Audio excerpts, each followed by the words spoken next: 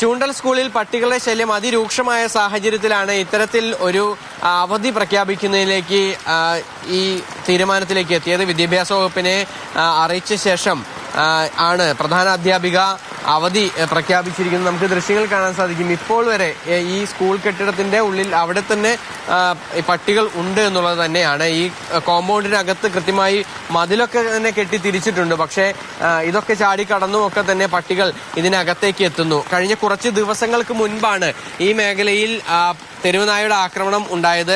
ഈ സ്കൂളിൽ പഠിക്കുന്ന ഒരു കുട്ടിക്കും അതുപോലെ തന്നെ ഈ നാട്ടിലുള്ള കുറച്ച് ആളുകൾക്കുമൊക്കെ തന്നെ ഏകദേശം 4 പേരെ തെരുവുനായ കടിക്കുകയും ചെയ്തിട്ടുണ്ടായിരുന്നു.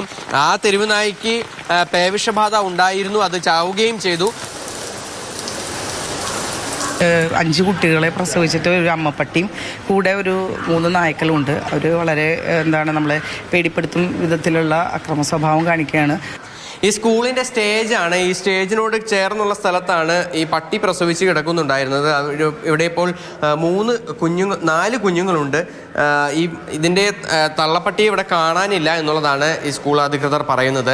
പഞ്ചായത്ത് അധികൃതരെ വിവരം അറിയിച്ചിട്ടുണ്ട്. അവർ ഇവയെ മാറ്റാനായുള്ള കാര്യങ്ങൾ ചെയ്യാമെന്നുള്ളൊരു ഉറപ്പ് നൽകിയിട്ടുണ്ട്. പക്ഷേ ഇതുവരേക്കും ചെയ്തിട്ടില്ല. പക്ഷേ എന്തായാലും ഇന്ന് അതിനൊരു പരിഹാരമാകുമെന്നുള്ളൊരു പ്രതീക്ഷയാണ് ഈ സ്കൂൾ അധികൃതർ പങ്കുവയ്ക്കുന്നത്. എന്തായാലും ഇത്തരത്തിൽ സംസ്ഥാനത്ത് ആദ്യമായായിരിക്കും ഈ തെരുവ് പട്ടികളെ കൊണ്ടും തെരുവ് നായ്ക്കളെ കൊണ്ടും ശല്യം വർദ്ധിച്ച് സ്കൂൾ കുട്ടികൾക്ക് ഒരുപക്ഷെ ഭീഷണിയാവുന്ന തരത്തിലേക്ക് കാര്യങ്ങൾ എത്തിയതോടുകൂടി ഒരു സ്കൂളിന് അവധി പ്രഖ്യാപിക്കുന്നത്.